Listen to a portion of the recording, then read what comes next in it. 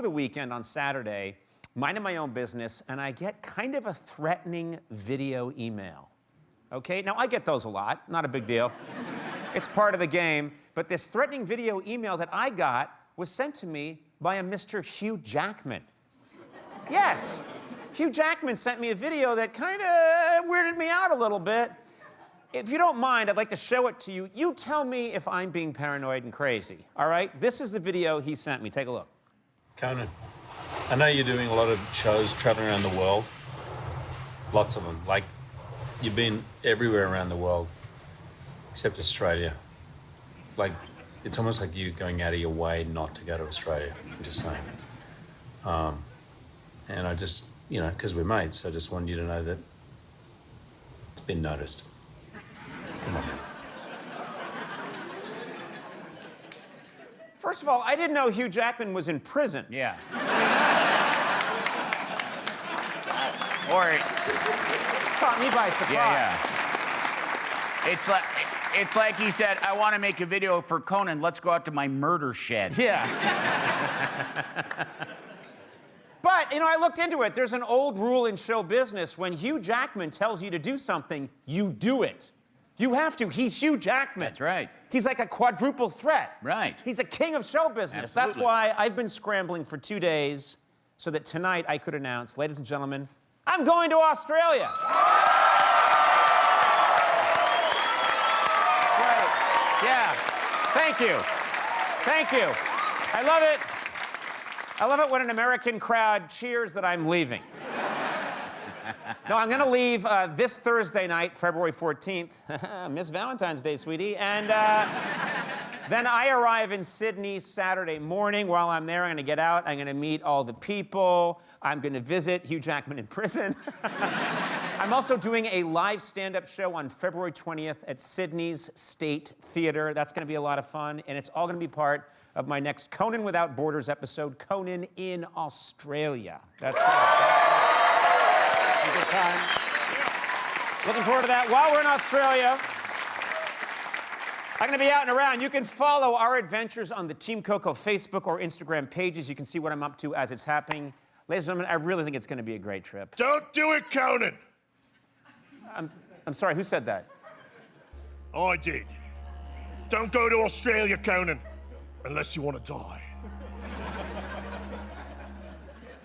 Okay, that's absurd. I've heard Australia is actually a beautiful, fun place. What are you talking about? Yeah, it is. Until you die from being killed. Okay, look, I know there's a lot of dangerous animals in Australia, but I really think I'm going to be fine. No, you won't. Trust me. Every single animal in Australia is deadly.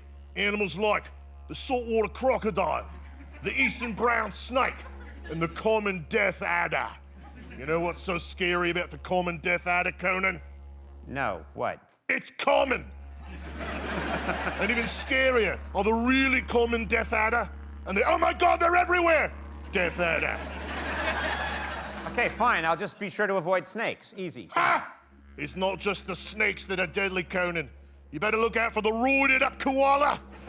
He'll accuse you of staring at his girlfriend, and he'll kick your ass. Hey, I don't think there's any such thing as a roided up koala. And you better hope you don't run into the kangaroo with a ninja hiding in its pouch. Or the wombat with a machine gun. And look out for the faking a leg injury so it can lure you into his van toad. Don't help that toad load that chair into the van, Conan. Don't do it! I'm not. I wouldn't if I saw a toad with a... And look out! Look out for the air-breathing, playing dead shark. That's just a photo of a dead shark. That's what the air-breathing, playing dead shark wants you to think, Conan. Oh, wait a minute. Okay, if I see any dead sharks, I'll stay away. Uh-oh, platypus. What do you mean, uh-oh? Those are harmless. Nope. It's the world's only venomous mammal. Are you Seriously, okay? how Okay? is that? Are you okay? Are you okay? I was bitten by a platypus earlier. Oh, okay, all right. And what's even more dangerous is the platydog, the platygator, the platypuig, and the platter of deviled eggs. Okay, wait a minute. What's a platter of deviled eggs? Just imagine, Conan. You're in the outback, sweating in the hot sun, just craving some deviled eggs. I would never crave deviled When eggs. suddenly, there it is, a gorgeous platter of paprika-sprinkled deviled eggs. Yeah, I don't think that's gonna happen. The little bits of pickles glistening in the sun. You got the egg thirst, It's Conan. gross. It's just gross. No one's gonna want to eat that. Well, you're parched from the hot sun. You gotta have one of those dense, gritty deviled eggs. No. You reach Wait. for one, and oh no, you've been bitten. The venom of the platter of deviled eggs begins working. You don't have long, but wait, there's hope.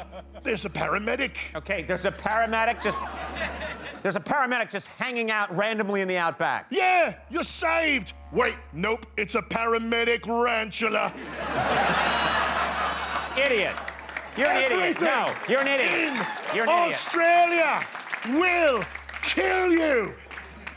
All right, enjoy your trip. All right, it's gonna be a lot of fun. I'm looking forward to it. Thank you very much. Okay, we got a great show. Wait, What? wait, What? Conan, one more thing. What? I got one more thing. What? Invisible bees.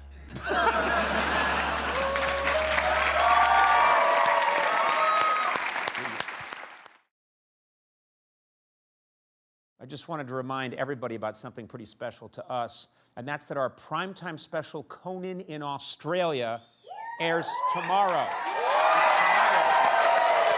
Tomorrow, April 17th, at 10 o'clock p.m. This is another one of our travel shows, and this one, it's a lot of fun. I think we had a lot of adventures. Here's just a tiny, tiny taste of what you're going to see if you tune in tomorrow. This is the southern tree funnel web. Not just in trees, they live also under rocks. This thing can kill me. Absolutely. Yes, within 20 minutes. These are under rocks, so what's the Yeah, way to yeah, avoid just them? under rocks. Stop just gesturing around like they're everywhere. Are they really everywhere? Why are we here? Why didn't we just meet at the Four Seasons Hotel lobby? We could have had iced teas, and you could have shown me the same book. The male echidna actually has a 4-pronged penis. Why? Why not? She's good.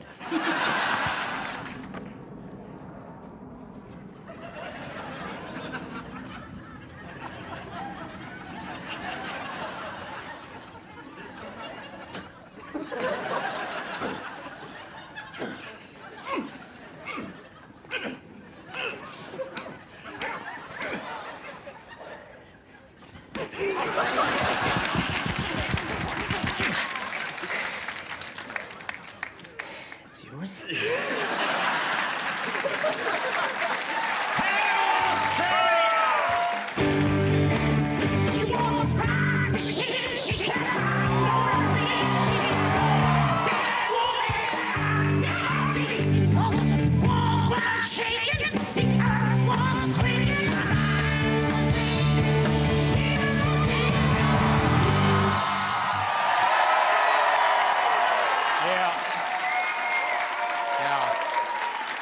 It's a lot of fun. It's a really fun episode.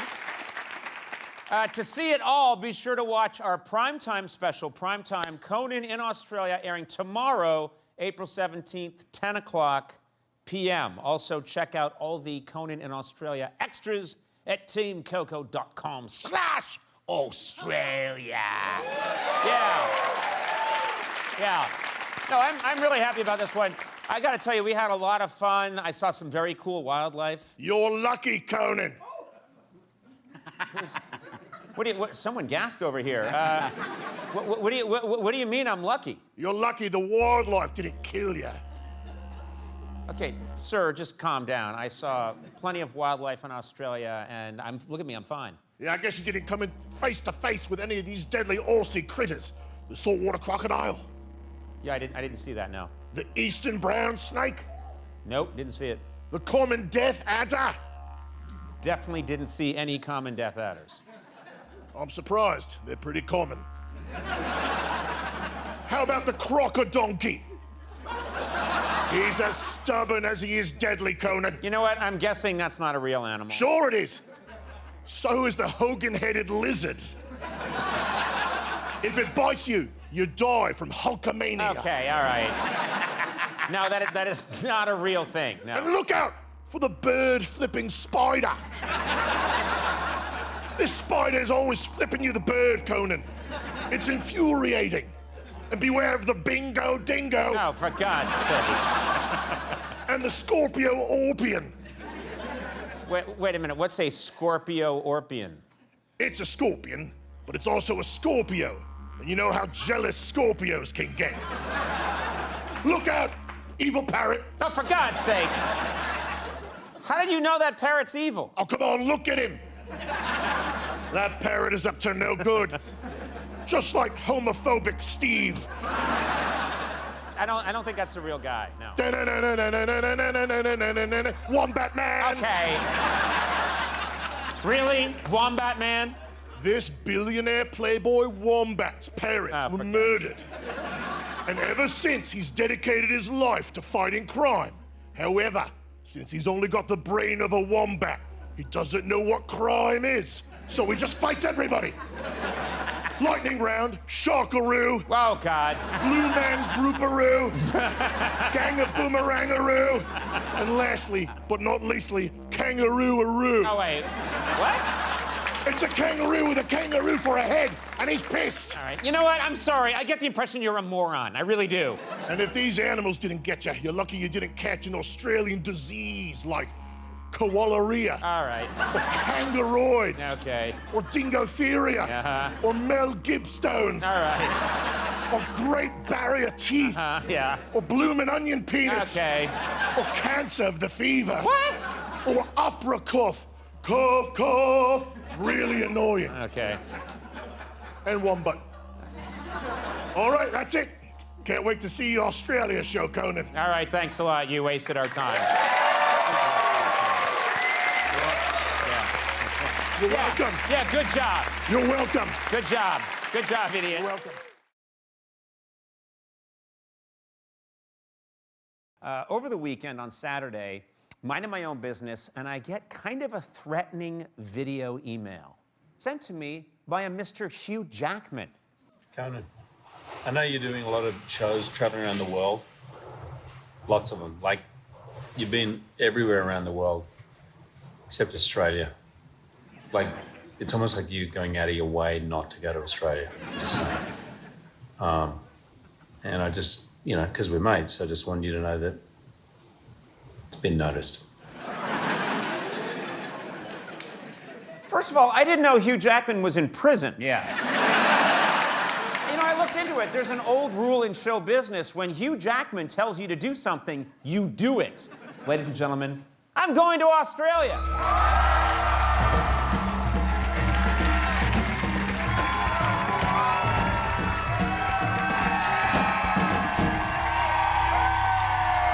I arrived in Sydney, Australia. And even though they speak English here, I still had to learn the language. I'm sitting here with Gabrielle, a voice and dialect coach. Correct.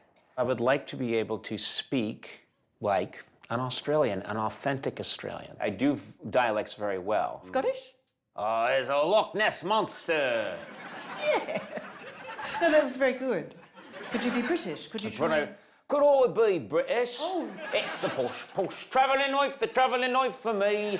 First cabin, captain's quarters, real company. Forward out, starboard on, push the capital B-O-S-H. Push. Oh, you're very good. The Australian accent all happens back here. You've got to hook it into your jaw cavity. oh. So rather than forward here, There, stick it bring back, it back. there. Yeah. But as an Yeah. Australian... How about that? Yeah. Yeah, I got that that's part right. good. Nasal, yeah. And if you're saying yes to something, it's also really good to go, yeah, nah, yeah. Yeah, that's good. That's nice. Offer me some fruit. Would you like some fruit? Yeah, nah. No? All right, then. Yeah, I'll just put it down. But I did want the fruit. That's another thing I've noticed with Australians. Yeah. They turn everything into a nickname. Yes. Did you have your brekkie? Is that my brekkie? Oh, that's breakfast. That's breakfast. Ask Yeah, you me can how- have a smashed avo on toast for brekkie. I had a smashed apple on toast with brekkie. Yeah, it's lacking a little subtlety, but the sounds are good. I can get subtlety. Barbecue. Barbecue. We say Barbie. Oh, right, Barbie. Barbie. That's the one everyone knows. Shrimp on the Barbie. Yeah, no, we don't say shrimp. What do you say? Prawns. Oh, wait a minute.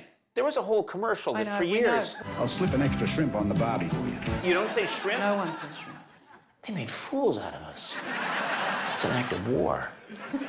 It's a big drinking culture here. We know it is. Foster's Lager. Foster's, Australian for beer. Nobody drinks Foster's. They don't? Most bars won't even sell it. Is that true? Yeah. Again, Yeah. I feel like I'm being scammed. All possibly my whole are. life, I've thought the first thing you get to Shrimp. Australia, you have a shrimp on the barbie with a Foster's Lager. And then you go to Outback Steakhouse and you talk to Rupert Murdoch about a kangaroo. Another thing is that we say how good is something, but it's a rhetorical question. We go, how good is this weather? And then How good is this weather? further back. How good is this weather? Yeah, that's it. How good is this weather? So it's like a series of mild strokes that have occluded the back part of my face. That's right, because we've How good is this weather? yeah, we clench How your good jaw. is this weather? Yeah. Ah, there's a roo. There's a roo. And if someone's a bit daft, you can say that there are a few roos loose in the top paddock. Ah, a few roos loose in the top attic. Yeah. There's a few roos loose in the top attic. You're really taking on that anaesthetized. I'm trying to just kill this part of my face. Okay, you start saying things and I'll repeat them immediately, and that's how we'll do it. Let's go. Oh, how good is this weather? How good is this weather? Bloody beautiful. Bloody beautiful. Do you want a drink? I want to drink all the time, but not Foster's Lager.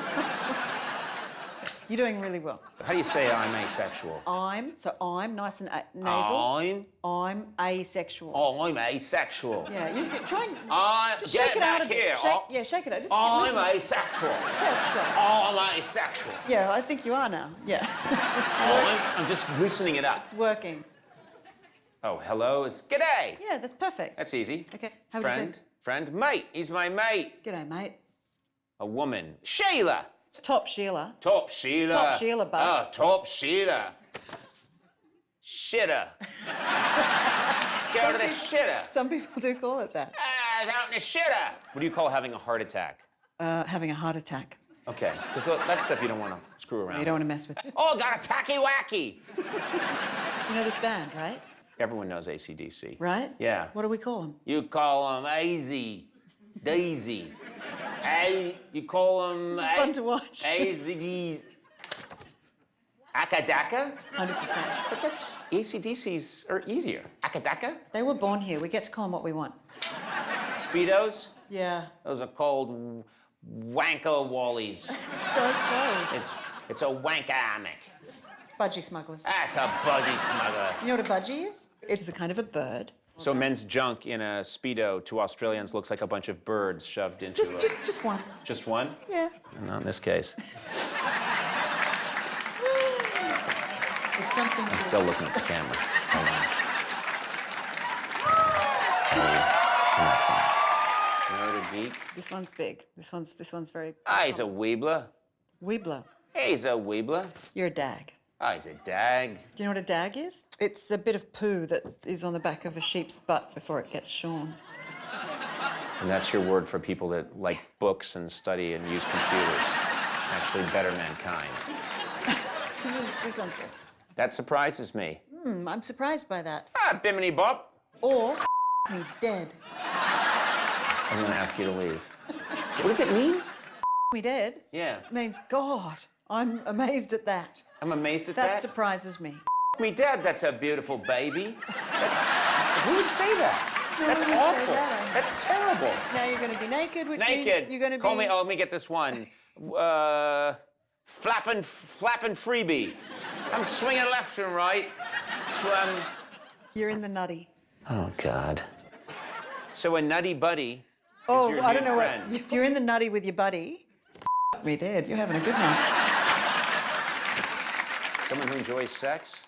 Ah, he's a Reggie. Oh, so close. You got the first. He's a Reggie. He's a root rat. Ah, he's a root rat. He'll root anything that moves. Well, that sounds criminal. Macca's.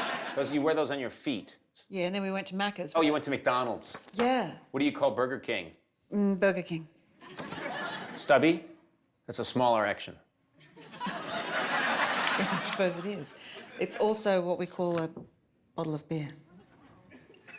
Yes, that's what I meant. You've taught me, I've listened, and I think I have it. Okay? Okay. So maybe we'll do a little role-playing scenario right now. Sure. Ho-ho! Sheila! G'day, how you going? G'day. G'day. Yeah, top-notch Sheila. Oh, thanks. Ah, top shelf Sheila. Ah, look. Is stubby? You like your stubby? Sure, cheers. Yeah, cheers, eh? Blow the froth off a few. Yeah. Cheers. Yeah, cheers. Cheers, like your stubby there. I was in the rare car and I was listening to Akadaka. Oh, brilliant. Yeah, and I got all excited and, you know, went out and suddenly I'm lost and I'm, you know, got hungry and I went to Macca. You went to Macca's? Yeah, because I didn't want to go to Burger King. What do you do for work? I work with Akadaka. Do you? Yeah. Are you a roadie? I'm a roadie who likes rootin'. I'm a rootin' roadie with Akadaka. If I'm not rootin', I'm sleeping. I'm getting me ZZs. Having a bit of a kip. I'm having a bit of a kip and getting me ZZs, the sawsies, the logsies. If I'm not, when I'm awake, I'm a root rat. Are you a pirate? Me dead! You think I'm a pirate? I just thought maybe. I was swimming and knew we had a date, but I was in me budgie smugglers. Right. So I had to. I bet that's a sight to behold. Sight for sore eyes. Oh, your eyes would be sore if you saw that many budgies in one smuggler. I think you would have maced me by now.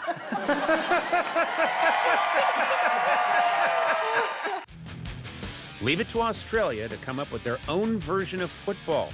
For a natural athlete like me, mastering this sport would be child's play. Meet Nick Davis. He's the assistant manager of the Sydney Swans. I'm here to understand the art of what you call footy. It's football, but it's different than football. How is yours different?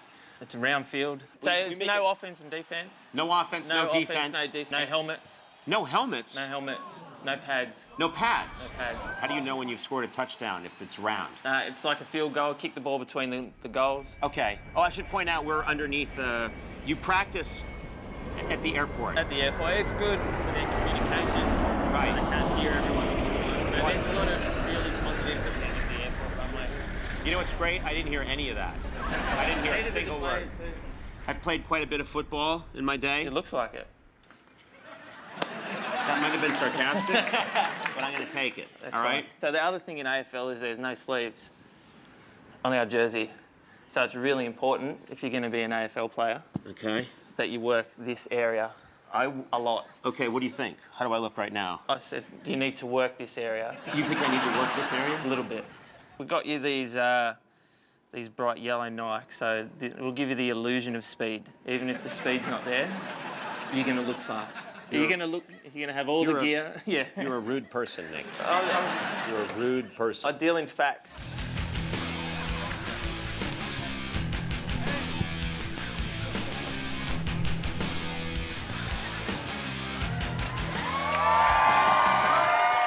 So, Nick, what do you think? The boots look good. This is a sponsor too? QBE, yep. Apparently you're also sponsored by Dr. Seuss. Dr. Seuss, where's Wally? Yeah. Looking good. Okay, what do you... This is it. I feel like I'm going off to prom and you're my dad. What do you I'm keep taking to you meet the keep guys. stretching out? Stretching out? It's quite simple. For a master like yourself, it just comes back. And... Yeah, okay. Yeah. So we're holding it, all right, nice and straight. Kick it. Do we just kick it like that? Who's laughing? Who's laughing? This is a circle of trust. We support each other as a team. That's what the Swans are all about. So I want you to jog down to that second black line, turn around, and I'll kick it to you. Faster.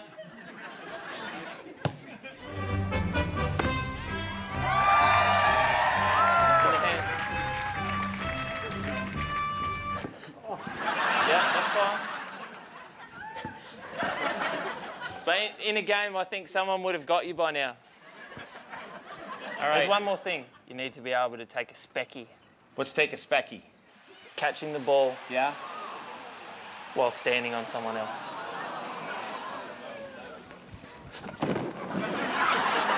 There's no laughing! We're a team! Who's the teammate who runs around in the orange thing dressed like a jar of mustard? Who's that? Oh, no, this is just a training aid. Oh, this is just for training. You don't Yeah. wear this during the game. No, no helmets. Well, how no would I pads. get up on his back if I didn't have the orange thing?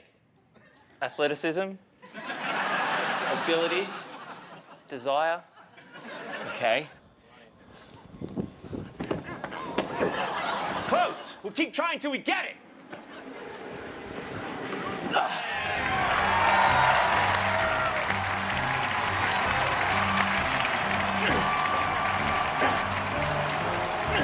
We need to get you physically ready to play. So there's no helmets, Right. no pads. No pads. Who's going to take me down? This guy here? Yeah. Step forward. Jesus, Lewis. When did they thaw you out? This is incredible.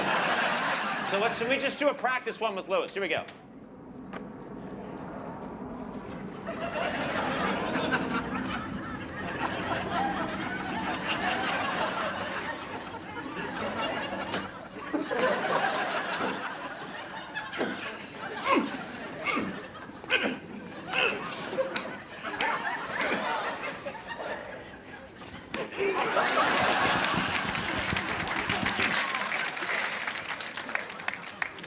It's yours?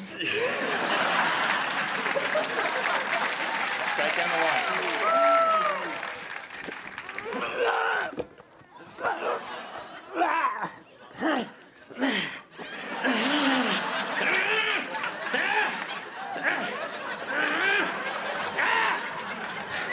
Put him down, Lewis. Okay, now I'm going to need your strongest kicker. Will. Will, Could you come over here, Will? we need you, man. Will, this is important. This is a ball I've had specially made. It's got Jordan Chomsky on it on both sides. He's one of the most hated people in North America and around the world. It's important you really hate this guy as much as I do. Can you say you hate him? I hate you. You don't do anything at the show. You don't do anything at the show. You just make yourself expensive coffees. You make yourself expensive coffees. You act like you know everything about Italy, but you don't. You act like you know everything about Italy, but you don't. All right, kick his head into the next century.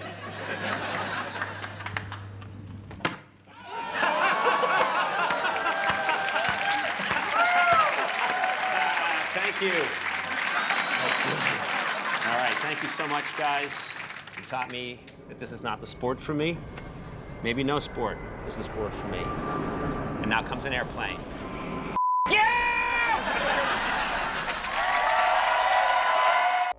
I decided to travel from Sydney to the Australian bush, a dangerous land where only the strong survive. That's why I hired someone strong to guide me. Kevin, Good to see you. it's good to see you. This is a vest that I wore in the 80s in New York on the club scene. Yeah. What do you think of Absolutely. my arms, just before we go any further? Muscles. You could do a bit more work. This is a southern tree funnel web. Not just in trees, they live also under rocks. This thing can kill me. Absolutely. Yes, within 20 minutes. These are under rocks, so what's the way to Yeah, avoid just them? under rocks. Stop just gesturing around like they're everywhere. Are they really everywhere? Why are we here? Why did we come here? Because they Why only... didn't we just meet at the Yeah. Four Seasons Hotel lobby? We could have had iced teas, and you could have shown me the same book. So this thing is under rocks. Yes. So what's the number one tip? Don't look under rocks. Don't pick up rocks. Yeah. I have a habit. I've had this for a long time, and it's probably a bad habit of if I see a stone and I want to know what's underneath, I use my genitalia to flip it. Is that something I shouldn't be doing here? Lucky you. Yeah. Yeah, it is lucky me. Yes, it is. I don't even have to move. You can get that rock over there from right here. Long penis joke. Yes, I got it. Okay, next one is this fellow here. Stinging ants. Very dangerous. Wait, so you're saying this ant could kill me? Yes, absolutely. You can come down with full-blown anaphylactic shock. In fact, my wife stood on the nest. She turned white, her lips turned blue. She crapped the pants, and I had to take her to hospital. Does your wife mind that you put in the part where she craps her pants? She doesn't know. Okay, well, just leave that part out.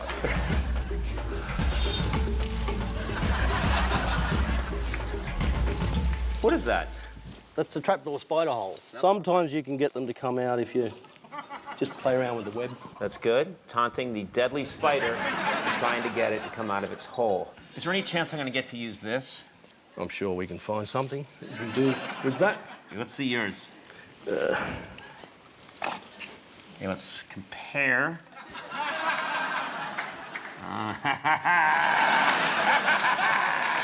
That's not a knife. Yeah, you got a knife. Trust me, that got old in the States 20 years ago. Oh, wow, this is wombat berry. Now, how many of these do I have to eat to sustain myself, to stay alive? Well, probably 500. 500? So you thought this vest was a waste of time? Look at that. There you go. This is the pocket I used to keep cocaine in. Now, wombat berries. What a turn of events. Eh?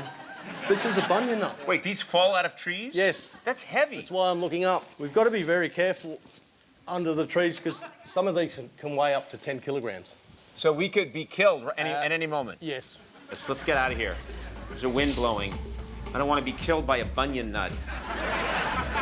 Remember I was telling you about the tree funnel webs? So this one will kill you as well. And you're poking it why? I'm hoping to get it to come out so you can have a look at it. I'm good. You can show me on the internet. You must have a reputation with all the spiders. You know, you're like a Mormon at the door. Ding dong, ding dong. It's Kevin with his stick. This is maidenhair fern. You can make a cup of tea out of that one. A cup of tea? A cup of tea. Well, great job, Kevin. We've been out here for 4 hours wandering around. And so far we've got 3 wombat berries and the makings of what looks to be a third of a cup of tea. This is what they give you in coach now on most airlines. Hold it. This branch is in my way. Another spider.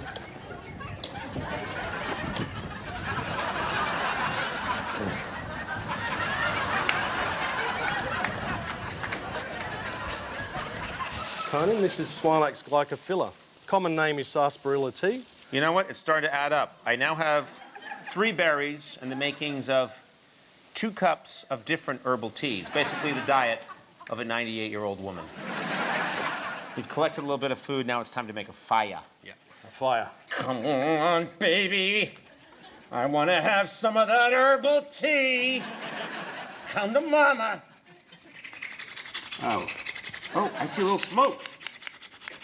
We can throw it into our little bird's nest that we've prepared. Where do we get that little bird's nest? Oh, yeah. Right here. Let me explain to everyone. We shaved my crotch about an hour ago.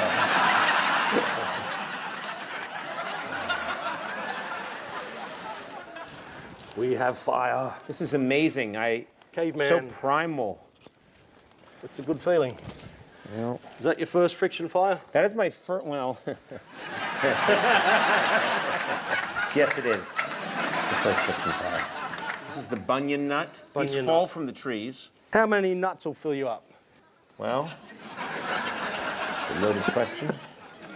Whenever I hear the cameraman James laughing, I know someone said something that could be construed as dirty if you're a 4-year-old. I have an endless appetite for nuts. There you go. Are you happy now, Kevin? I just like to lean my head back and just drop those nuts in. As many as you can. And I'm never satisfied till I have hundreds of nuts in my mouth. Big, meaty nuts. You liking this? Yeah. I bet you are. Doesn't matter to me. Dip them in and dip them out. Mmm, nuts. This one looks done just before they turn black. Right here? Pull that out, all that fleshy part. A little bit.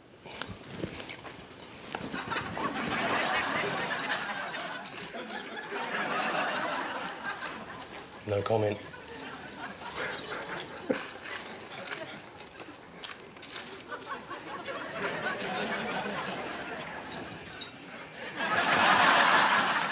Maybe I'll go out and forage.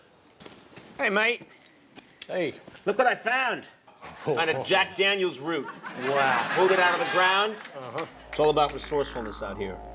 Don't panic. Don't panic. All right? You get lost, you don't panic. Just wander around until you find little bottles of liquor. Nature provides. Someone once said that the best way to learn about a city is to leave your hotel room and meet the locals. You guys have been friends for how long? Couple of years. Yeah. How do you refer to each other? Like, if you're two Australians, do you just say, hey, mate? Or you can add O on the end of their name. So you could be, he's Jonathan, becomes Jono. Jono, and what's your name? Jem becomes Gemmo. Jimmo, would I be Conan O? Oh yeah, Kono. I'd be Kono. If you're Gary, it's Gazzo. All right, I'm gonna do something. I'm gonna sit down and pretend we're all three really good mates that have known each other for 4 years. Yeah. I'm Kono, Jono. Gemmo. and let's just talk and use as much Australian slang as you can, okay? We'll try our best. Hey! Hey, Conan. Hey! Sorry. What the hell was that? No! We're gonna keep that in. First time on TV. Jono, Jono. Gemmo. Gemmo, and Kono. Kono. Do you think you got that this time? Got it this time. Hey, Jono! Kono, nice to Hey. I know. Did you say nice to meet you? Yeah. No, we've been friends for years. I said we've been friends for... What is with him? What's with Jono? Listen, we have been friends for years. We share a flat together. Been ages, right. Okay, it's been ages. We've done it all. Okay, we've done it all. Okay? I've been in jail for a little bit. Okay, we don't want to talk about what I did. Right. I don't think I really did it, but they say I did. Here we go. Hey, Jono! Kono, how you Yeah, hey. How was Long Bay? Oh, long bays. Oh, mate. Oh, how lucky are we, huh? Best, huh? At the surf reef. Oh, surf. Oh, yeah, good on you. Ah. Did you ride any barrels down Oh, barrels. Yeah. Yeah. You get out through the barrel and Barrels right through the barrels, and before then you know it, you're in a billabong. umdy-bumdy billabong. Umdy-bumdy billabong. Suddenly I'm a man at work, and then over there you got, you know. Land down under. That's what Yeah, it's like. exactly. But fair dinkum. Hey, what are they? Hey, Jono, you're a little mumsy with the tumsy. What's going on? Hey, we gotta do this more often, huh? Why aren't we doing this more often? It's like, you guys are the best. Hey, sorry I was in prison. Not your fault. Well, it actually was my fault. Oh, what's your fault? I Yeah. thought the line was it wasn't your No, fault. I did it.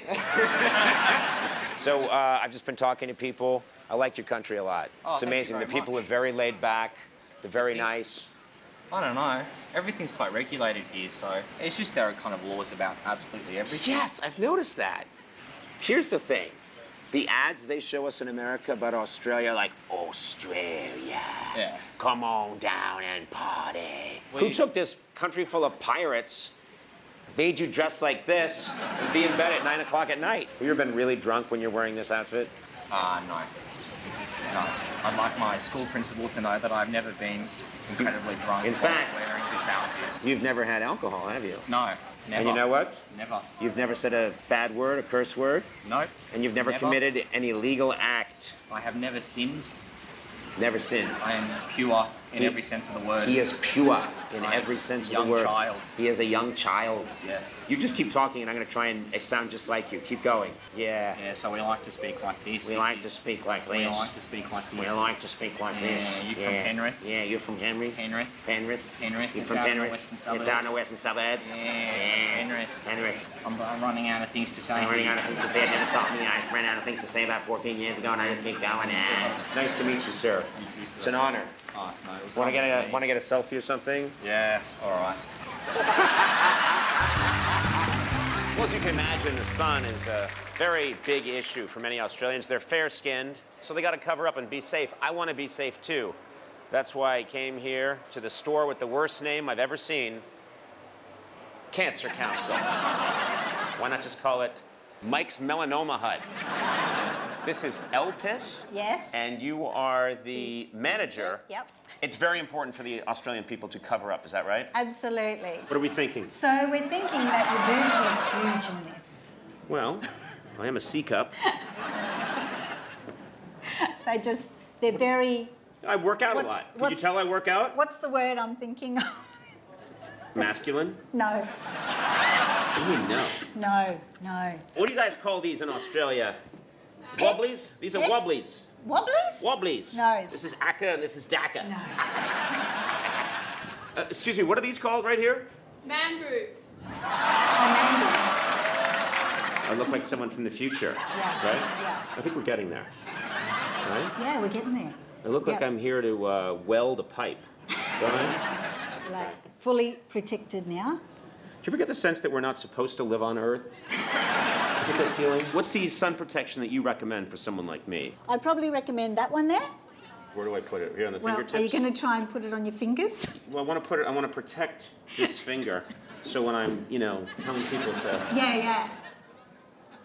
Oh, there's a bit there. I've put on too much, really. Get the eyebrows. Get the eyebrows and really put it on. Give me a little goatee right here. I look like an albino Colonel Sanders. I'm ready for the beach. I think you are. Thank you. Have a great day.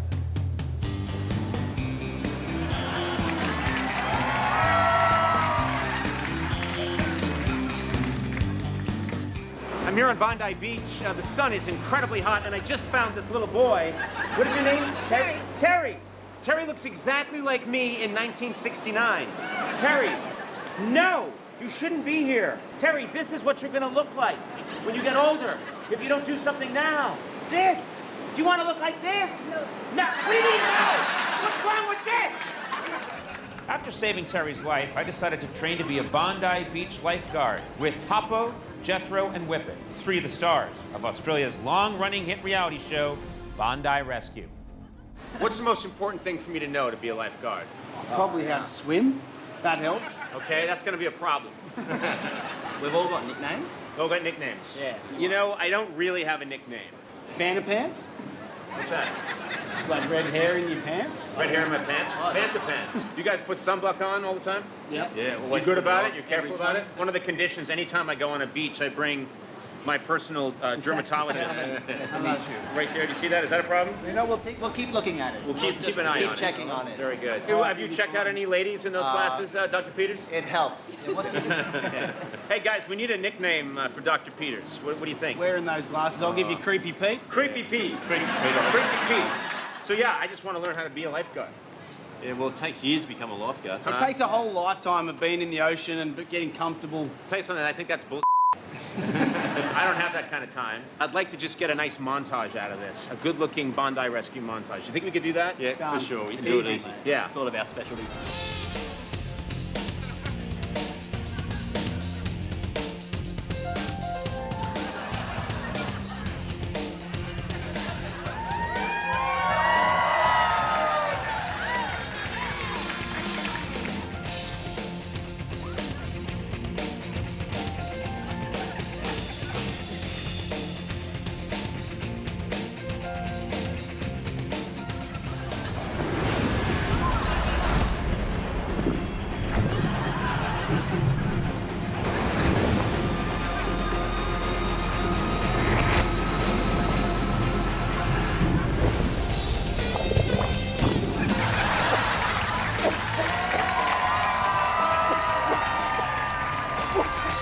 We're here at the Australia Wildlife Walkabout Park. This is Kiana, is that right? Yeah. Am I saying it correctly? Kayana, yeah. Oh, so I wasn't saying it correctly. Not quite. Can I call you, so it's Kiana. Kayana. So it's Karen. Are you Karen? Close. Okay. Christine. Kayana. Got it. This is Stephen. Well, there's 80 acres of land. 80? Yeah, and it's predator-proof fence, so they're safe in here. Very nice. Yeah. They're safe from the most dangerous predator, man. So just behind us here are all of our kangaroos and emus. Kangaroos and emus. Actually, some of them have babies in their pouches right now. That's actually a little baby tail sticking out of Oh, that's that the pouch baby's there. tail. Yeah. I don't want to be rude, but I thought that was an erection. This is a joey kangaroo. So he might even jump back into mum's pouch at that size. No, at that size, they get back into the pouch? Yeah. You know, that's a lot of millennials. They move back in when they're like 22, 23. Yeah. Would you like to pat an emu? A what? An emu? Would I like to what? Would you like to pat an emu? You know, I don't get offered that every day.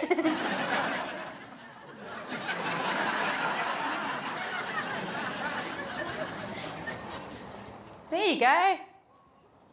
Let me ask you something. You've got wallabies, kangaroos, emus all together. Yeah. Is there ever any intermingling of the species? No. There's no emu-roos? No. Behold, the dreaded Tasmanian devil. It sounds like such a fierce animal, and then you see him, and it doesn't look very fierce. We're gonna put funny America's blooper sound effects on this. Doing, doing, doing, doing, doing.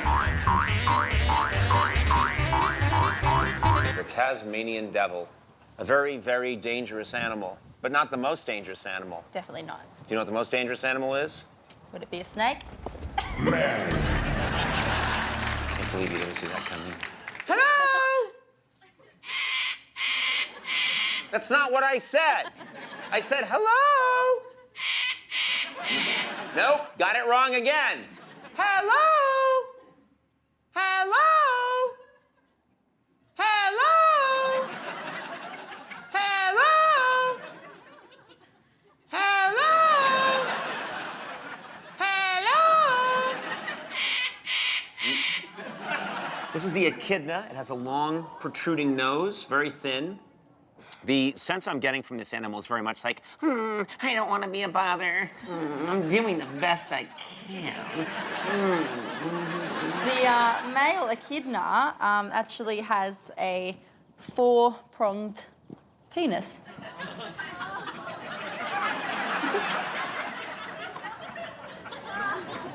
Is that 4 penises or 1 penis with 4 tips? It's 1 penis with 4 tips.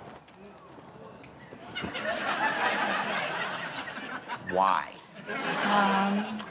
Why not? She's good. A 4-tipped penis. It's a lot of work if they're Jewish. Circumcision joke. Before we meet Tonka, there's just a few things we Tonka the wombat. Tonka the wombat. Yes. Before we meet him, there's a few things we need to understand about wombats. They are inclined to bite on the back of your leg. It's important that you guys actually stand still because we don't want to encourage him, because if you're moving, you're playing, he's going to bite more. You've got to trust Kayana and me to look after Tonka. So what you're saying is when Tonka the wombat attacks and starts biting me, I should remain perfectly still and let him bite more until you two decide it's time to intervene. Exactly. They can actually run up to 45 kilometers an hour. I've just been told not to move because the wombat may bite the back of my legs.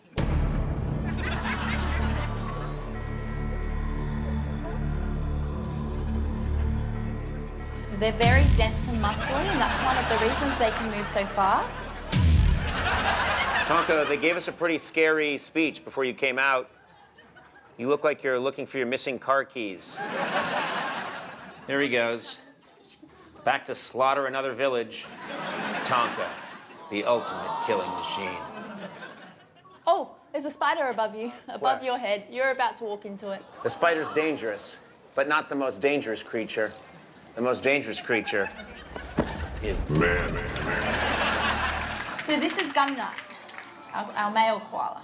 They eat only eucalyptus leaves, which means that they don't get much energy. So they actually sleep at about 20 hours every day. Yes, I'm familiar with that phenomenon. Can I talk to you for a second, Gumnut? All you eat is eucalyptus, and so you have no energy. You sleep 20 hours a day, so you can't get a job. And that's what's destroying your life. Here's what I'm going to ask you to do. I want you to try, just try, pizza. I want you to try pizza. I know. It's just not my way, I suppose. Just not my way. Oh, I'm getting to you now, aren't I? Kids, don't be like Gumnut. Apply yourself, work hard, and stay off the eucalyptus. Yeah, you make me sick. Wooba wooba minya mandi. While in Australia, I paid a visit and my respects to the National Centre of Indigenous Excellence, where I was honored with a traditional Welcome to Country ceremony performed by Uncle Graham King, a Niyimpa elder. So that's a song that comes straight from this ground here. No one represents the new face of Indigenous Australia quite like Adam Briggs, a rapper, comedy writer, activist, and proud member of the Yorta Yorta Nation. On my arms, I got my tribe, Yorta Yorta. You're a Yorta Yorta man. Yeah. And then on my hands is always was, always will be. which is like it's a protest kind of thing. It's like always was, always will be Aboriginal land. Right. I just got drawn on by my friends and just happened to be great artists. Right. So all these tattoos happened when you were asleep, Yeah. for the most part. You Yeah. woke up. You got lucky. Yeah. I could have had a bunch of dicks. What is it you're trying to accomplish now? It's about changing the perceptions on what an Indigenous artist can be. Right. I think you're the future of this country. I really do. Thanks. And of course, my opinion carries no weight here. Briggs, good on you.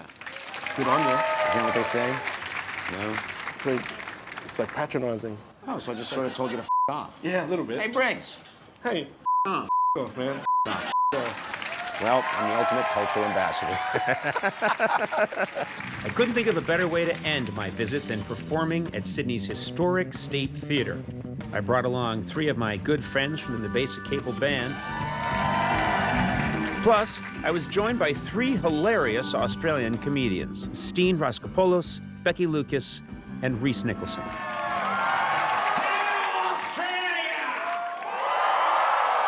You guys, you're so cheerful. This guy was talking to me. He was like, yeah, we got no ozone layer. We got no ozone layer. And I thought, why is he saying it like it's my birthday? What's your favorite cereal? What's the cereal you love? Wait, what? This guy out there yelled like a caveman who'd been shot. Get back! What is, sir, just that guy who's yelling, what is it?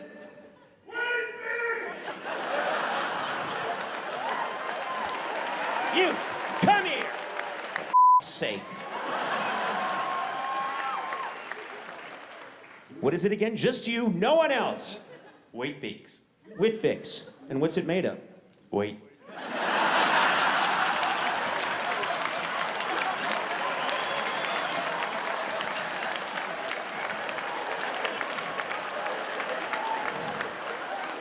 Should have gone to Melbourne. You guys are just screwing with the rest of the earth. Have a jubney bubney. What's that? Cinnamon cracker. Wait, well, why don't you say cinnamon cracker? We gotcha. Good on ya. Now, to be fair, each song gets an even chance here. In light blue, You Shook Me All Night Long by Akadaka. And then in yellow, Skippy, the Bush Kangaroo.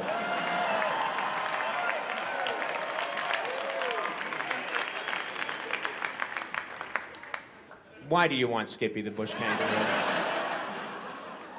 Skippy! Skippy!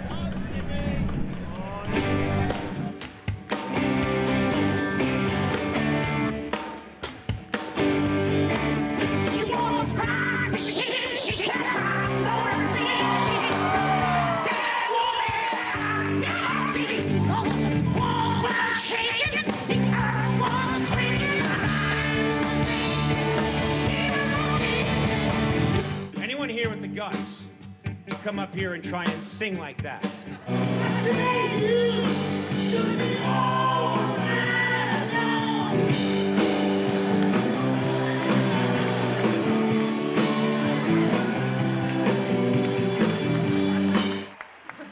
No! Who the is that guy?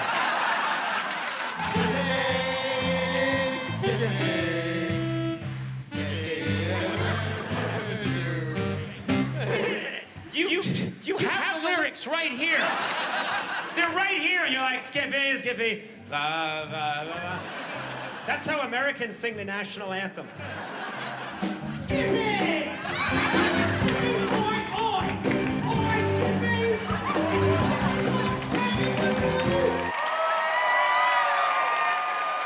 Thank you, Sydney! Thank you, Australia!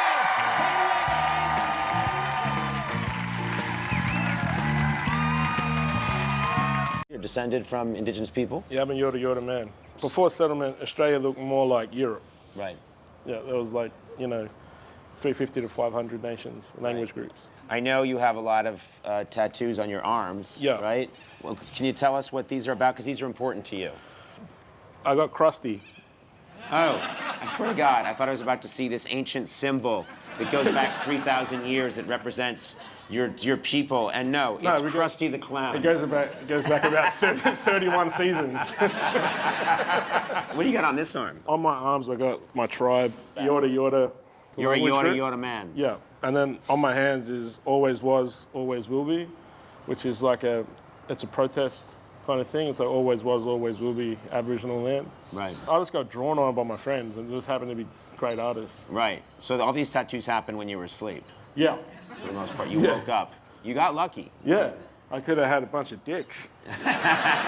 What is it you're trying to accomplish now? It's about changing the perceptions on what an Indigenous artist can be. Right. You know, working with people like, you know, Matt Groening says a lot for what an Indigenous kid from a country town in Victoria can achieve. Yes. And I try to give back as much as I can as well. There's no point in me winning and doing all this stuff if my success doesn't reflect home. Does your family understand? Do you have they don't understand what you're up to? My experience was the minute my parents saw that I was paying my own rent, they didn't care if I was an assassin for a living. Conan's got a job. Yeah, he's got a job. What is he? He's a male prostitute. Apparently he's very good at it. I think you're the future of this country, I really do. Thanks. And of course my opinion carries no weight here. If you spread the word that Conan thinks Briggs is the future, you could be done here. You might have to get out. I'm halfway there, so. Yeah. Will you come see me in LA? Yeah, for sure. Yeah, let's keep this going. All right. Very nice. Briggs, good on you. Good on you. Is that what they say? No? It's like patronizing. Oh, so I just sort of told you to f off. Yeah, a little bit. Hey, Briggs. Hey, Oh. off, man. Well, I'm the ultimate cultural ambassador. While you were there in Australia, did you try the Vegemite? I didn't.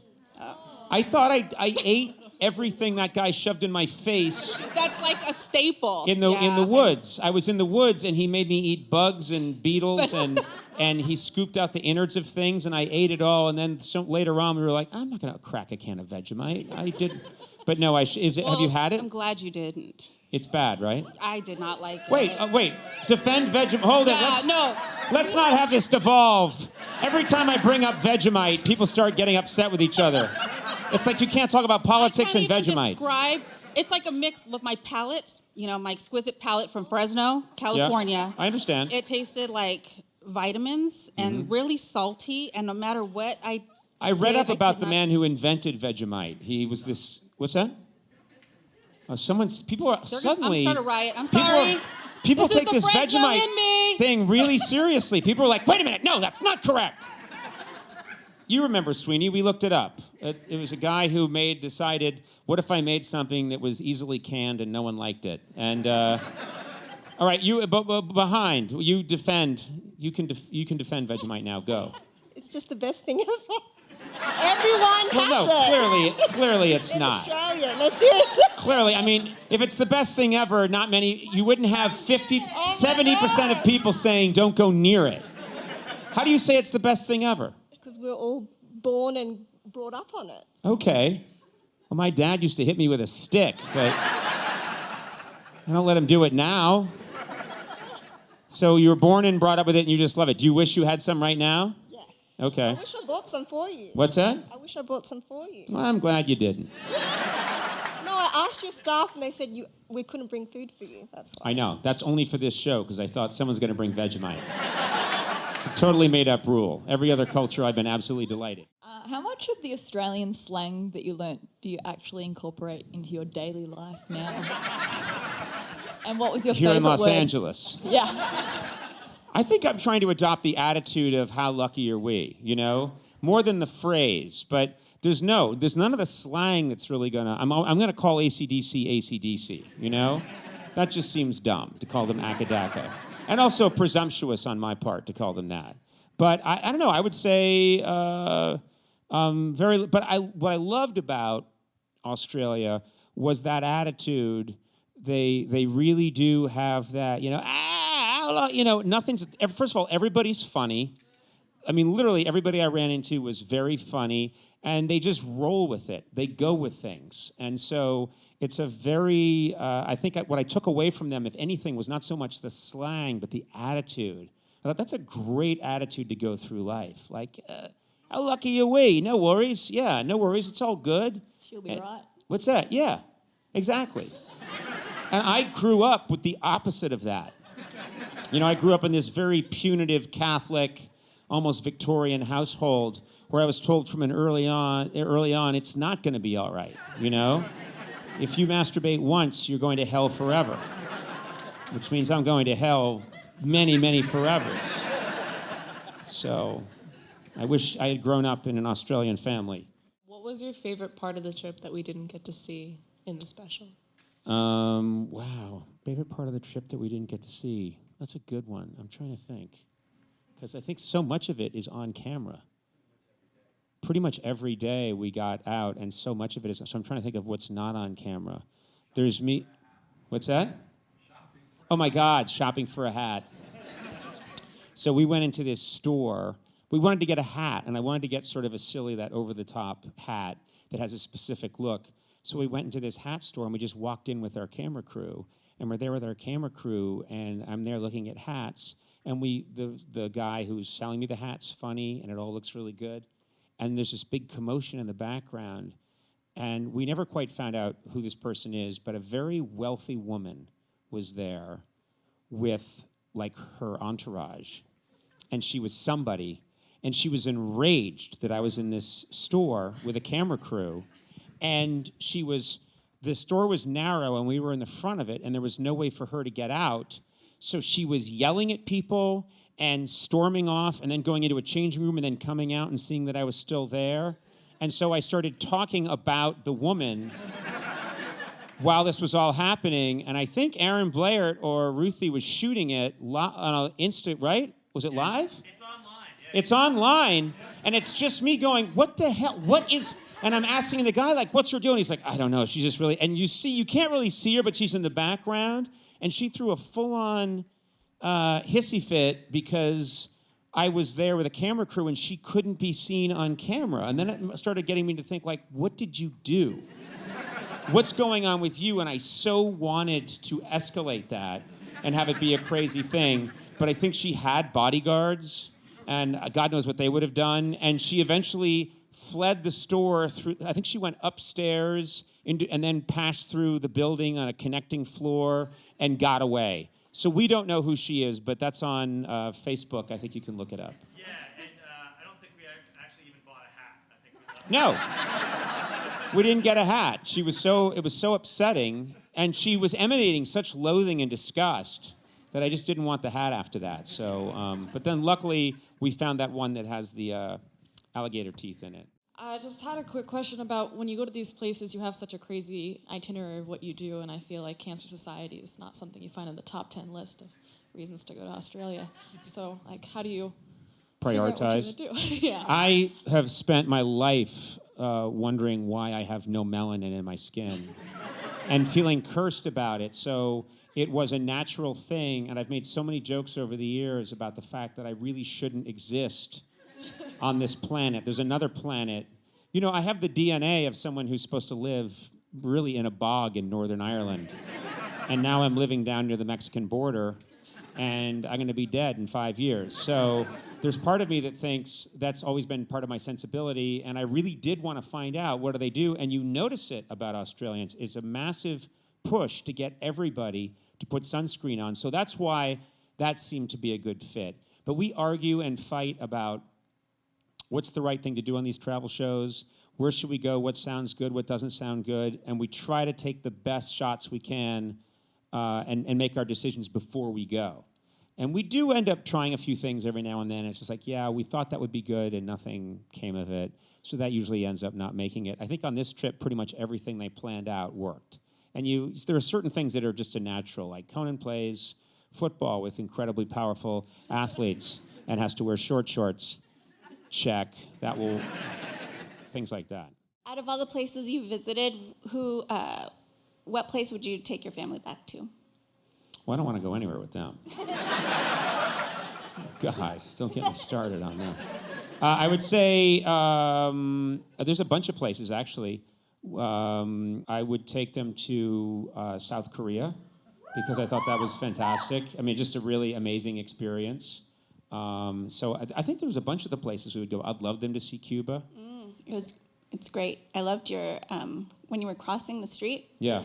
We followed, my husband and I, we went shortly after we saw your show, and he ran just like you. I was smart. I waited for an old lady because everybody stopped for her. So I just kind of cruised next to her. But No, a lot of men try to run like me. But yeah, I think there's a bunch of places that, I mean, of course, Italy, anytime I would take. My family's already been there, but I took my family to Japan because we love Japan so much. And so I'm hard-pressed to think of a place that we've been where I wouldn't want to bring them. I'd love them to see Sydney. I'd love to go to Melbourne because we just didn't get to do it on this trip, but I really would like to go there. So I don't know if there's a place we've been yet that I wouldn't want to take my family. I mean, my daughter's 15, my son's 13, and I'd like them to learn. I'd like them to, I think travel is probably the best thing young people can do. Just see as much as they can, and it makes their brains, I think, more elastic. they see your show and they want to go. Yeah, I hope so. Yeah, I hope so. And there are a lot of travel shows out there, but they're trying to inform you about things.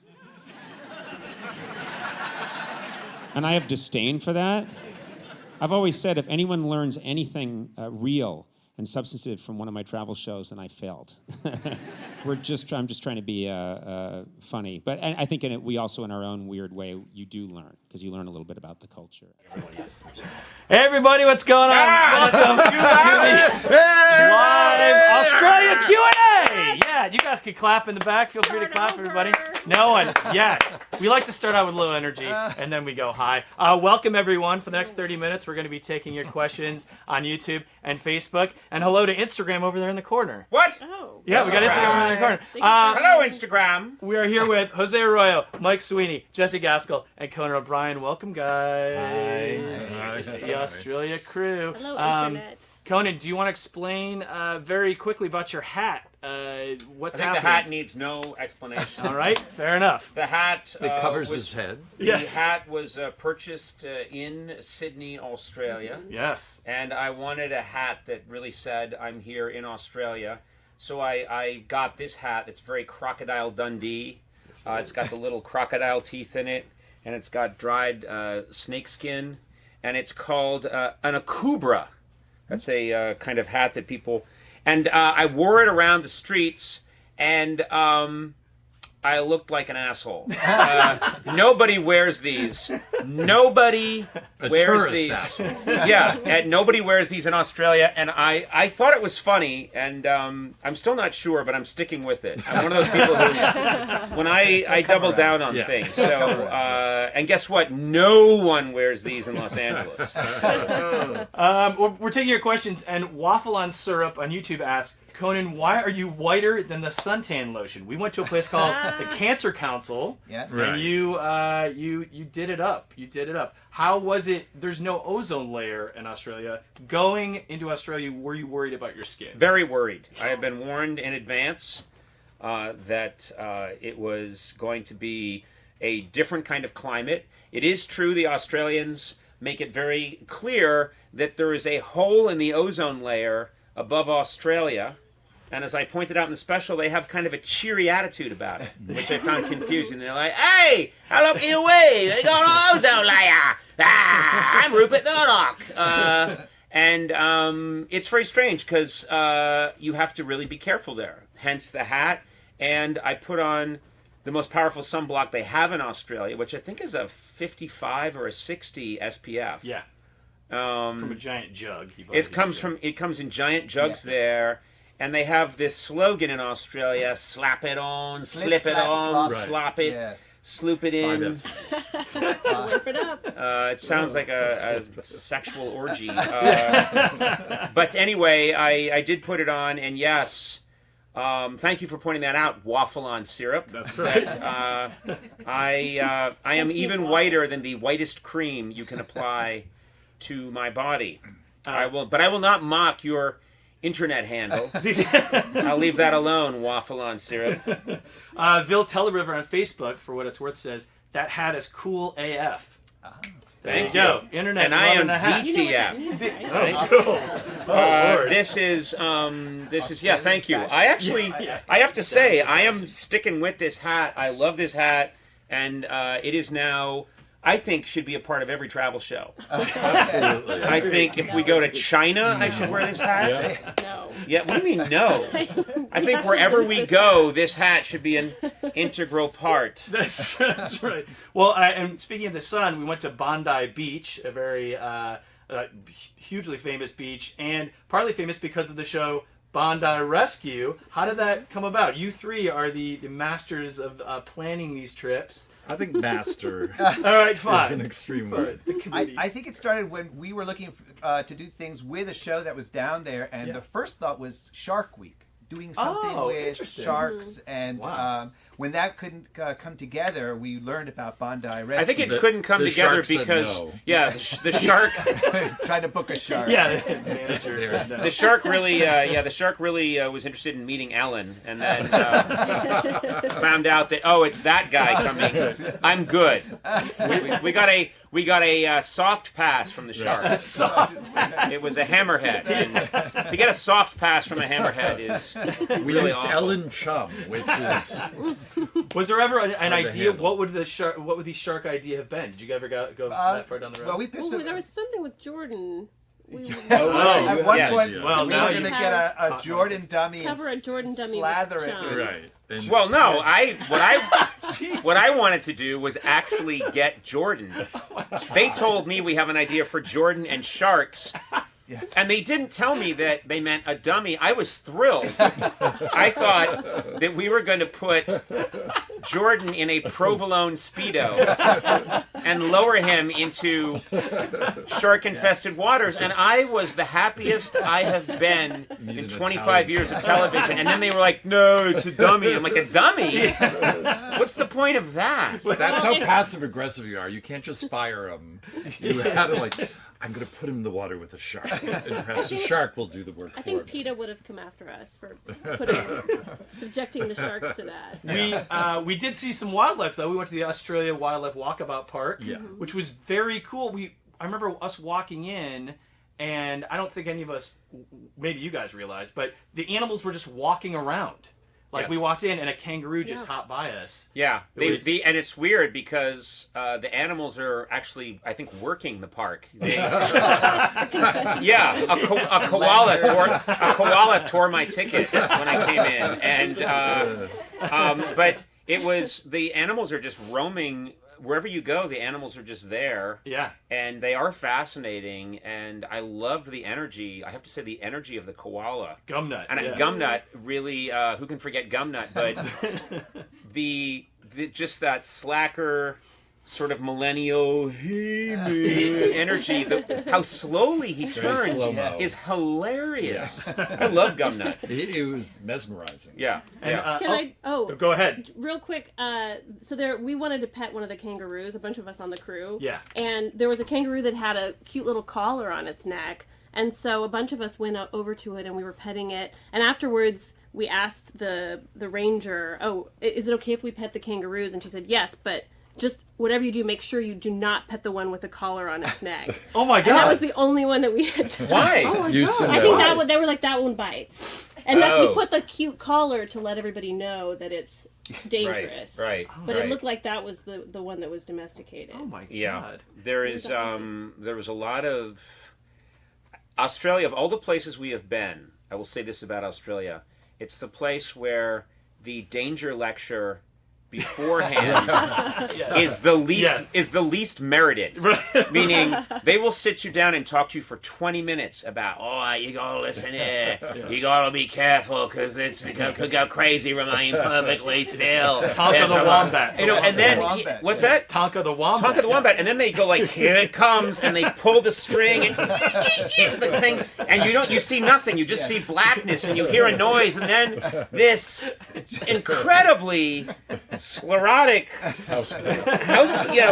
Like imagine the oldest, fattest cat you've ever seen that has like a day to live comes out and looks around. It's like, sun is so bright. And it does nothing. That's true. they kept doing that in Australia, saying, watch out, watch out. Yeah.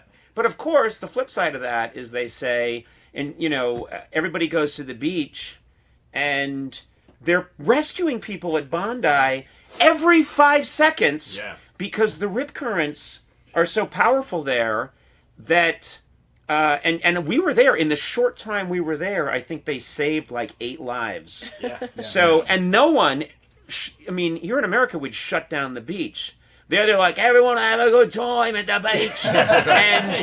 And, people are drowning left and right. And then they give you the big safety lecture when you're around the arthritic, old dying animals. I like that way better. There are no lawsuits. Right, exactly. Just go on. Kevin Newton, the survival expert, gave us a huge talking to about jack jumpers. These tiny little ants. He was scary. Yeah, it was freaky. He was very scary, and he went into great detail about how we would die. Yeah. And great detail about how his wife crapped her pants when she got bitten. He was so matter of fact about it. It made it more chilling. Yeah. Just like, yes, you could die. Yes. When you guys see somebody like that, are you just like, yes, we have to do less because he's going to be such a character? Or is it a little more challenging because in editing it's going to be harder to shape the piece?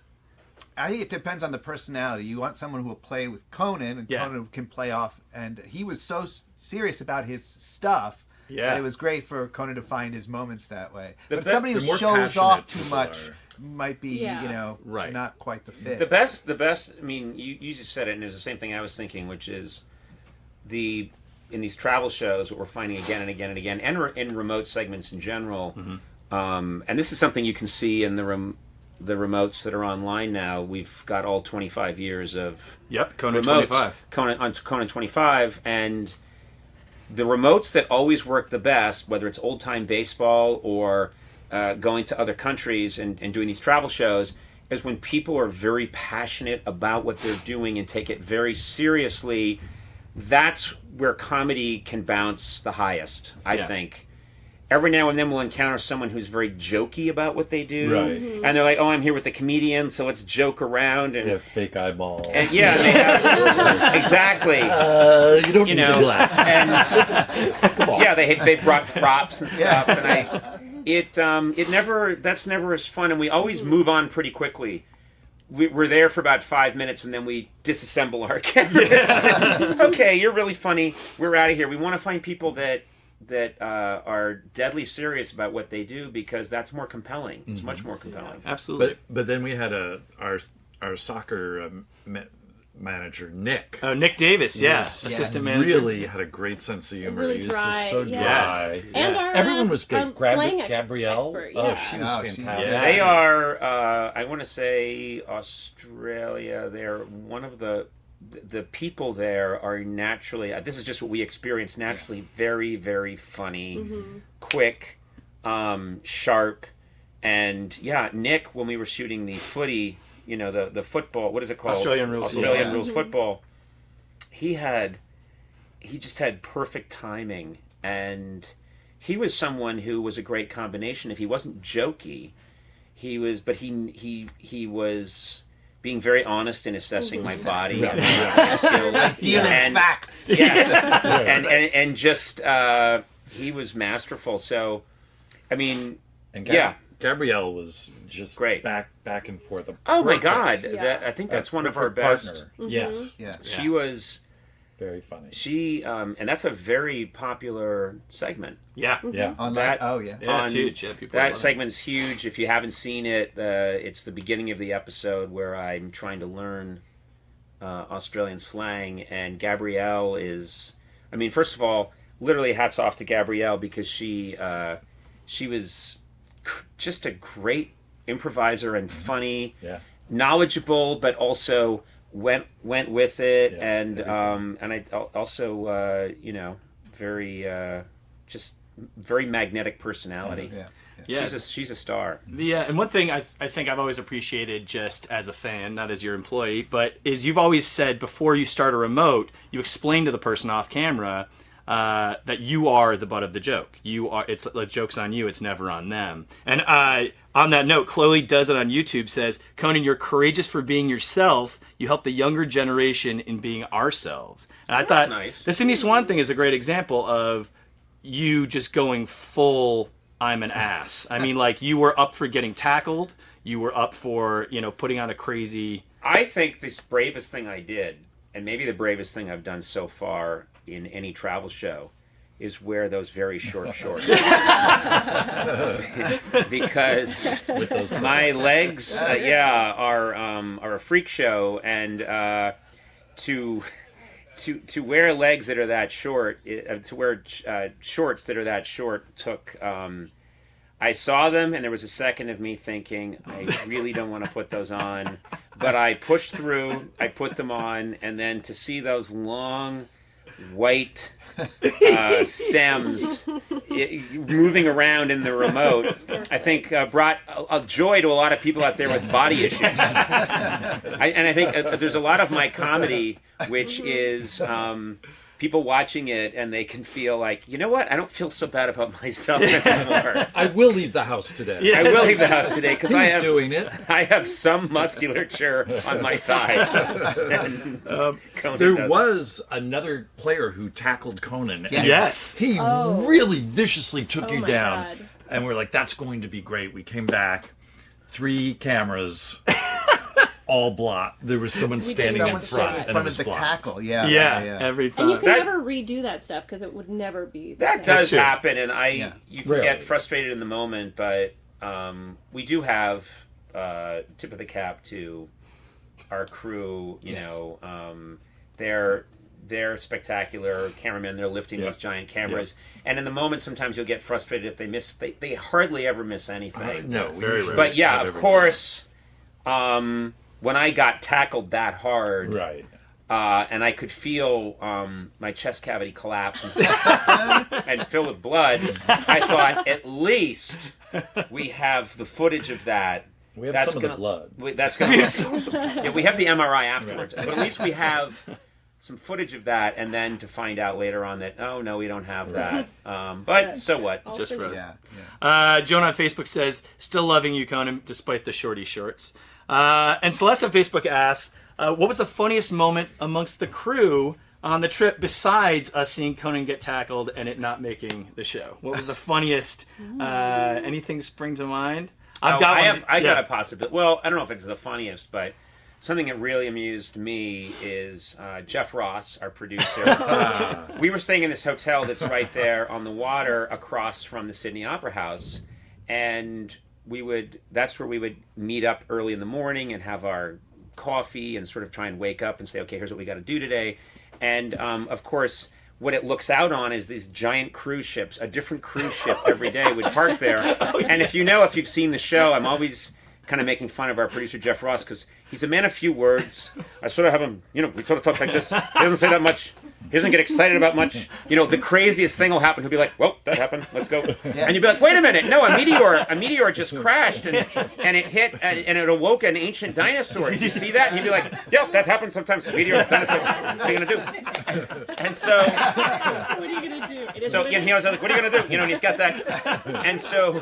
he has seen everything. I managed Diana Ross. Yeah, exactly. Yeah. He's unimpressed. He's like, saw stuff go down in the 70s, and he's lived through it all, and we're always being like, wow, wasn't that crazy? You'd be like, whatever, that happens, and you'd be like, no, that doesn't happen. That guy just burst into flames. It can happen, But every day it was really funny because a new cruise ship would pull into the harbor, and Jeff suddenly became a kid. Yeah. He was so excited about cruise ships, and what he would do is he would look at the name of the cruise ship and look it up. So he was always up earlier than we are. Yes. We'd come stumbling down to get our coffee, and he's there, and he'd be like, guys, check it out. Look at that. Made of the Sea. Did you see Made of the Sea? And we're like, huh?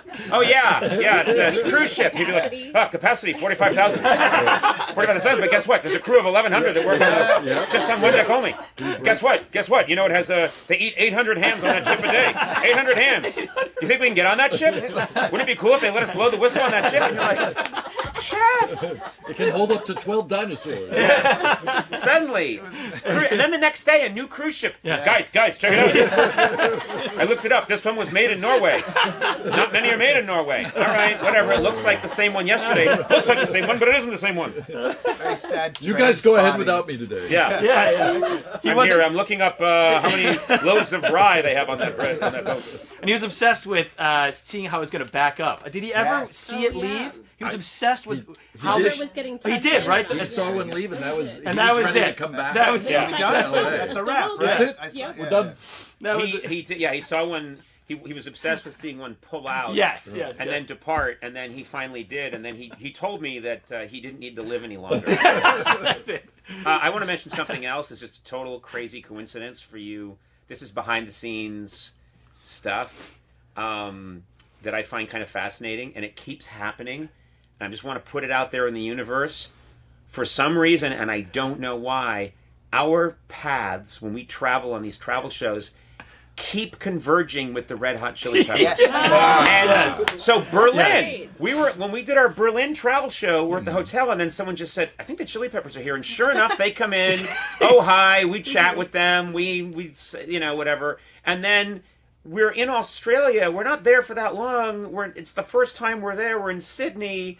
And who comes crashing through the door but in our hotel? The Red Hot Chili Peppers. Anthony Kiedis. Anthony Kiedis, and I'm chatting with him, and I'm thinking, what is going on? And I started to ask them, are you guys waiting to see where we're going to decide where you're going to perform? Or is it maybe someone in our group who's obsessed with the Chili Peppers? But I just want to see how many more times we check into our... I mean, I really do think we could show up in Guam and check into the Holiday Inn there. And you know what I mean? Flea would be there. Chad's in the corner, But I think you even also said that you would run into, I think it was Anthony Kiedis in L.A. like 2 weeks before we were in Australia. So the like sushi back restaurant. Here. The sushi right. Yeah. It's just like, it's crazy. I don't see celebrities. Trust me, I don't see them on my show.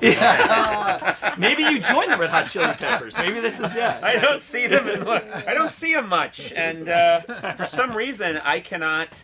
They're probably going to walk into this room any minute now. Exactly. Because they've got Staying here tonight. Yeah. You know, it'd be great. It would make Jeff happy if you and the Chili Peppers did a cruise ship. Oh, yeah. There we go. Isn't this great? You know, we really wanted to get Jeff a little sailor cap. I was obsessed with... That's the hat that we needed to get.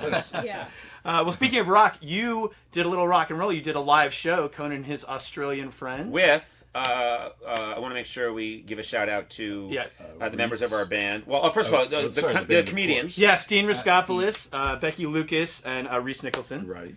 Reese Nicholson, who looks like, like someone tried to clone me. That's true. Yeah. And improved upon me.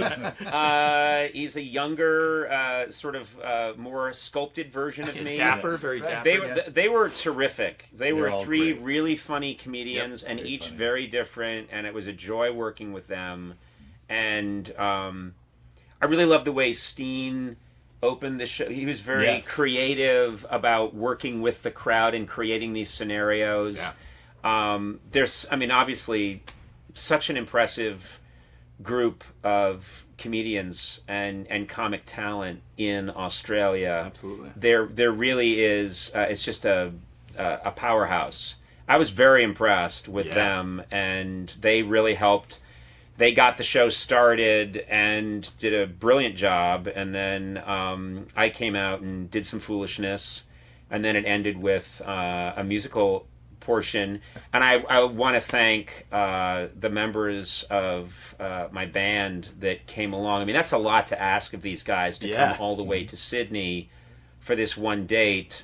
Yeah, for literally, for like but Scott Healy came, and James Wormworth, and Mike came, and Mike Merritt came, and I'm just, so happy when I can connect with those guys and play music, even if, I'm holding them back a little bit. But mostly it was really fun to I've always been fascinated with the vocal stylings of AC/DC, and to try and sing that was really a fun. That was great. Yeah, it killed. And then we did a little Skippy the bush kangaroo as well, which is great. We always do. I mean, I give it. These guys do the worst. Frank Smiley. Frank Smiley, Smiley, who has been with me since day one, and is a really funny guy and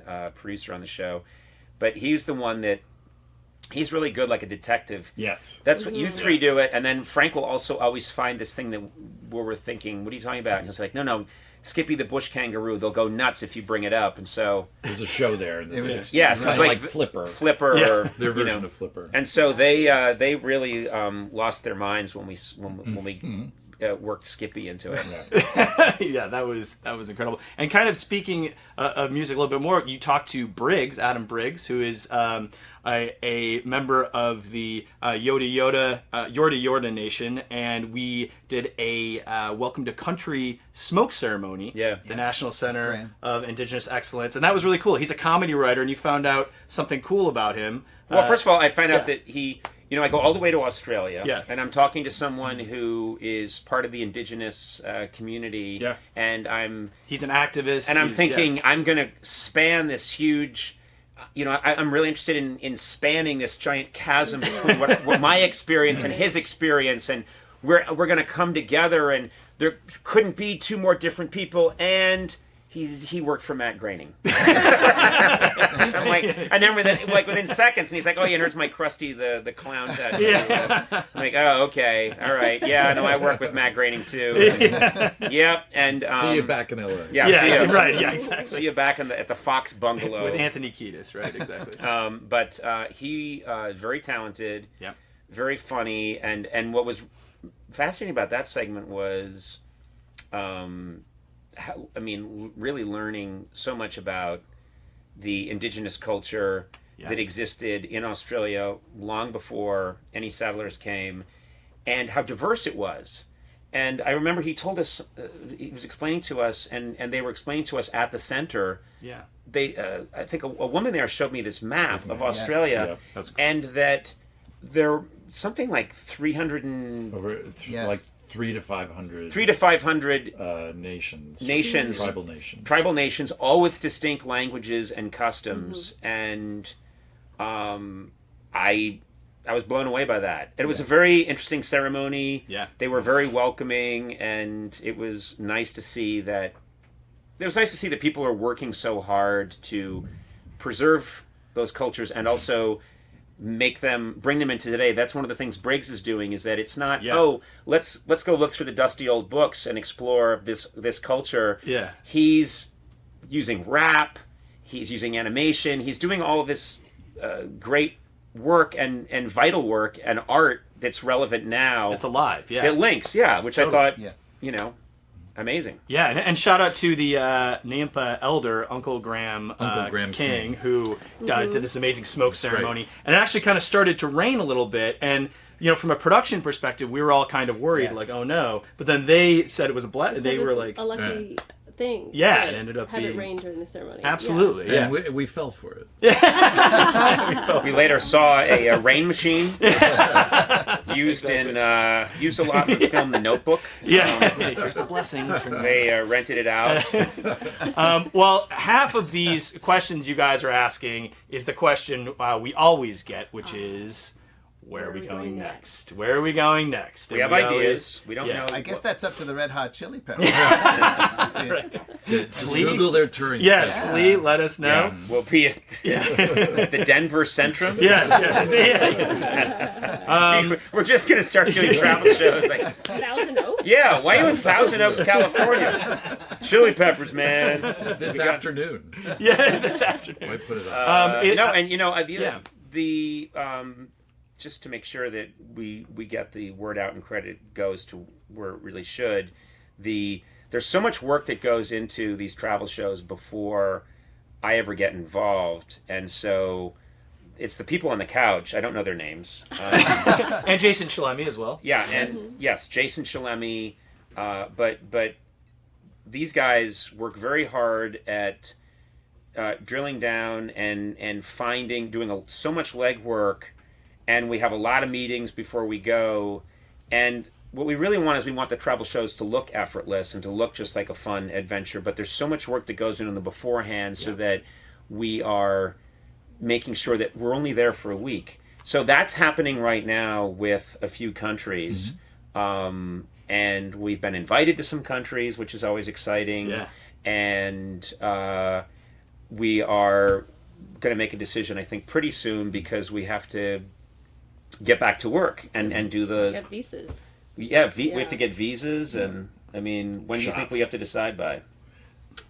Jesse? I'd like to decide later today. When's real power? Yeah. You want to know right away, don't you? I need to start planning my wardrobe. That's right.